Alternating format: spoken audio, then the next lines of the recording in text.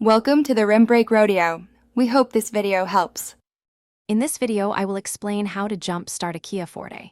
First, gather your essential tools, including a set of jumper cables and a vehicle with a working battery. Safety is paramount, so ensure both cars are in park or neutral and completely turned off. Always wear safety glasses and gloves to protect yourself. Before connecting anything, visually inspect both batteries for any signs of damage or corrosion, which could indicate a more serious issue. Now, let's connect the jumper cables correctly. Take one red positive cable clamp and attach it firmly to the positive terminal of the dead Kia Forte's battery.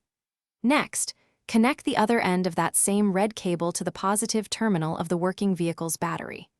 Then, attach one black negative cable clamp to the negative terminal of the good battery.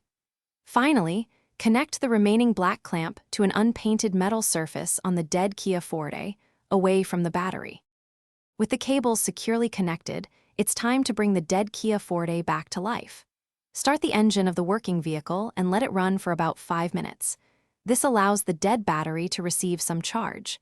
After 5 minutes, try to start your Kia Forte. If it doesn't start immediately, wait another 2 or 3 minutes and try again. Remember, do not crank the engine for more than 10 seconds at a time to prevent damage to the starter.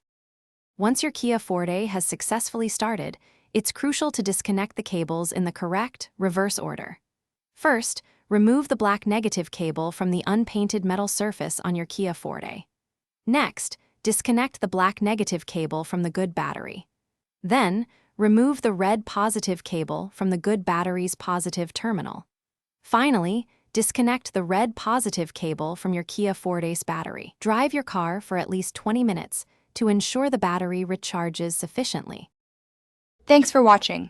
Consider subscribing if we helped you.